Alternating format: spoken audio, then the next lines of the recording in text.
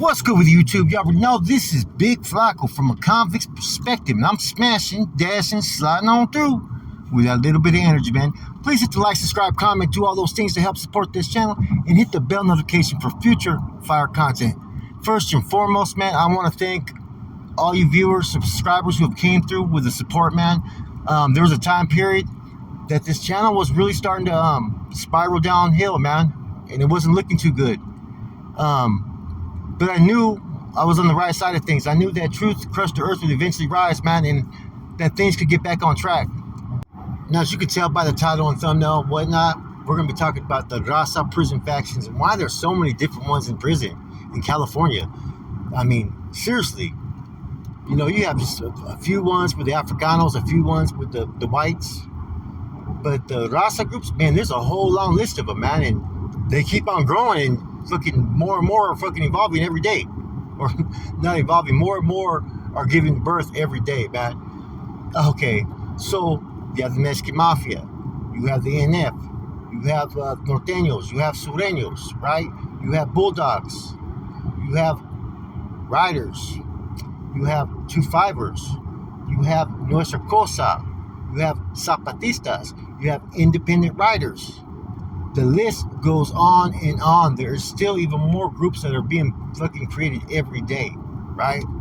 So, in the beginning, there was just basically one, as we already know. There was the Mexican Mafia. Then it turned into two, right? And even during that time period in the 70s, there was other groups that tried to get established. Siete, right? So we already know what happened with that. Then you had Famiacinco, right? We all already know what happened with that one. So there was groups all these times that tried to give life, right? But at that time, the two strongest groups, along with the Texas Syndicate, there was no way any group was going to be able to give birth and really fucking make a stance. And I think what ended up happening, right, is in the 90s. See, the first group to really come out and create anything, right, would have had to have been the 2-5ers, okay? You guys all know the history. You know, one of their founders was an Emero who kind of fell out of grace, was on disregarded at that time, or however they want to label it, and was formed as a protection group, and it started to include other people that just weren't they weren't just dropouts. They were Southsiders or whatnot that carried with them a whole different way in which they wished to function. Now, that was in the 90s, okay? Shortly thereafter, you had the New Flowers. Same thing. They wanted to go back to the old ways, to where they weren't going to fall under the fucking, you know, the strict, rigorous politics that were just fucking abusing people or putting certain people in favorable positions. Same thing happened with the Bulldogs as well. Then you started to have the Riders, and all these groups were built, right? And the reason I see it is this, right?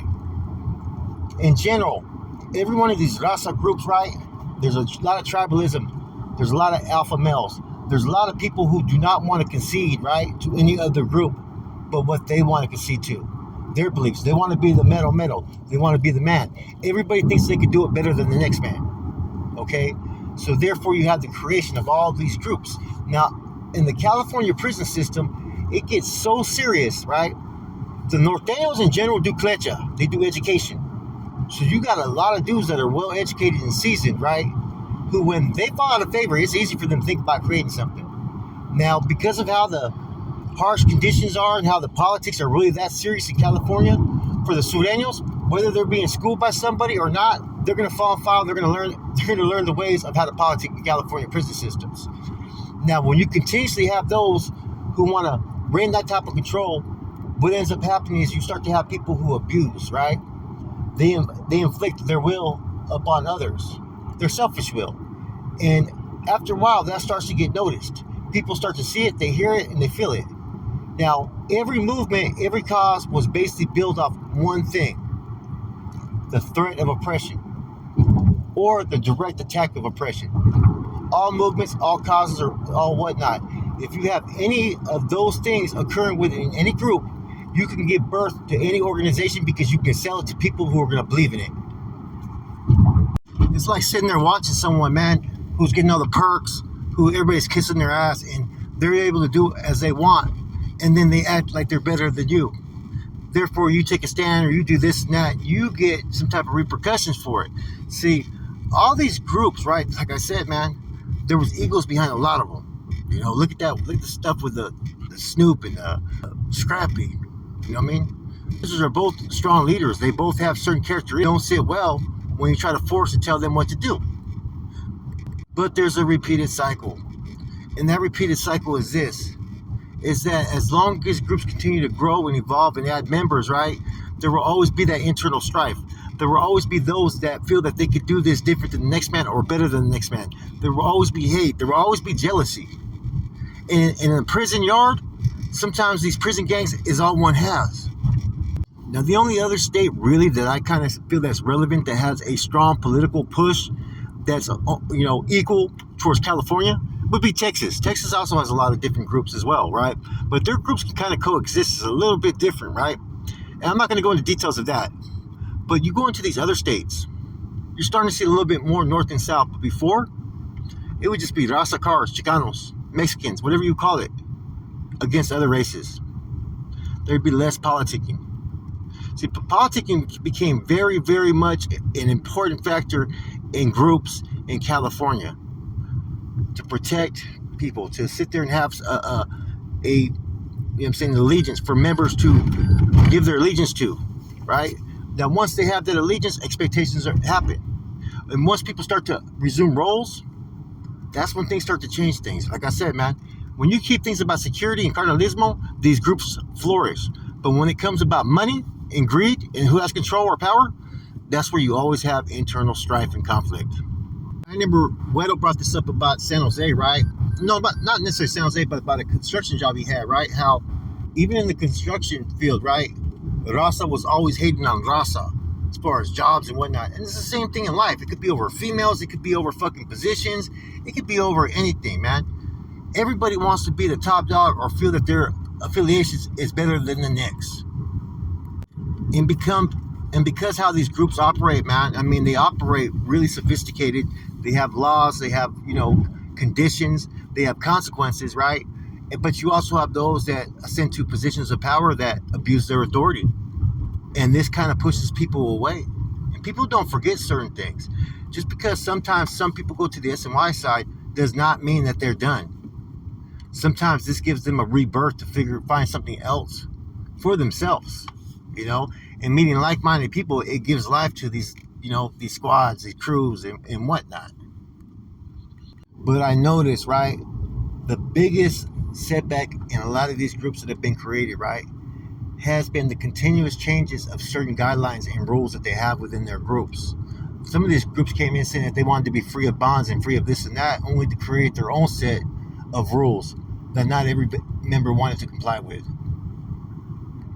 There's only one way Raza will ever become united as one collective, and this is my personal opinion. Unless they decide to go to war with every other race in the prison system, that's the only way it can happen. Because when you have a common enemies, you can have common goals. And this is just the truth of it. I'm not saying for that to happen, but as long as you have titles and labels of your affiliations, there's going to be never no true breakaway from that past lifestyle. You know, gangs are gangs, and geographics are geographics, and allegiances are allegiances.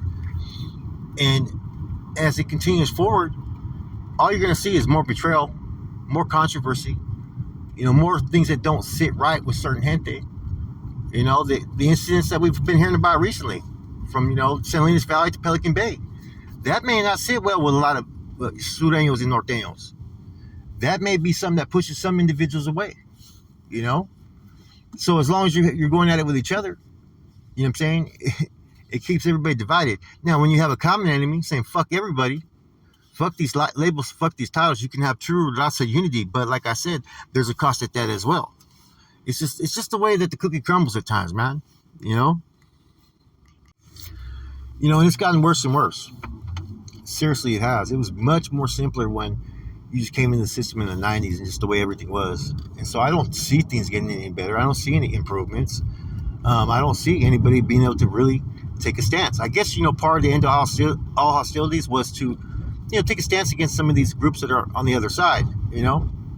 But to me, man, it just didn't sit well, period, right? It's just, we know what the tradition is. We know the past. We know the history. You don't just sweep that under the rug just in fucking one motion and everything's forgotten. You know, now all these groups, you know, it'd be awesome if even some of these groups that have went the degenerate route, because I don't call them dropout gangs, because they're more along the lines of SNY or PC gangs. You know, because some of them got forced out by bad fucking calls, right? Can you imagine if they opened the doors for like a lot of people to come back one time, move forward, slate cleaned? You know, that's always a possibility, but nobody wants to pull the trigger on that. If you gotta do that, you have to be that way with everybody, man. You know, everybody keeps on talking about, oh, they want Raza unity and fucking to quit the violence and quit that, right? But in some senses, right, I've seen the comments on certain videos. That's bullshit. Because when certain situations happen, people wanted a certain group to turn a blind eye. But yet, if it was where they're affiliated with, everybody was supposed to give all that energy. See, that's where people start to have those fucking feelings and emotions like, oh, these dudes think they're better than us. We have to take this lane down. That's how these groups get created, man. You see what I'm saying? That's why you have so many groups. And the NF is guilty of it as well.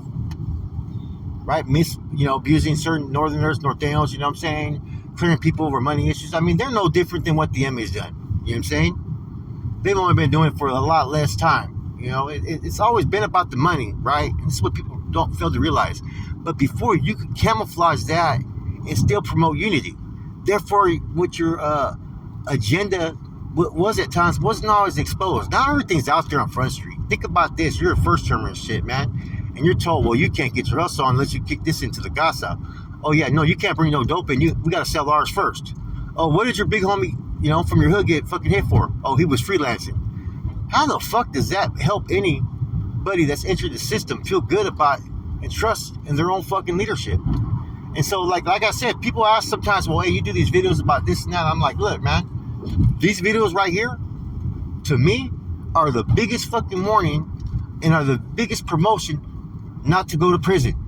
You don't go to prison, you don't got to deal with this bullshit. You ain't got to feel mistreated. You ain't got to feel like you're abused. You ain't got to make a choice who you want to align with. You don't have to make a choice like, fuck, this life ain't for me. So if anything, these videos do serve a greater purpose than people realize, man. Bear in mind, this is just my opinion on certain things, you know. This is just how I perceive in my reflection of the certain stuff that I've seen and took heed to, man. And also, there's a lot of lies, man. There's a lot of propaganda that's put out there to serve self-serving purposes, you know, just for people to campaign or advocate what they want and desire. That's the truth, you know. Not everybody is there with good intentions, whether they're active or inactive. And that's something that people got to realize, man. Now, one more thing and way I look at things. The way the NF and MA have took control of the North and South cars completely under their fucking umbrella, right? In a way that sometimes some people don't appreciate, also has been a contributing factor to why these groups have fucking decided to be created. People walk away and whatnot. Like I said, there's no one dimension to this. There's different layers to this, man.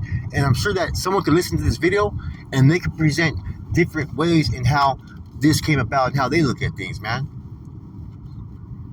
Also, I do realize SMY and administration also had a big deal to create a lot of these Raza groups and give them the opportunity to spread.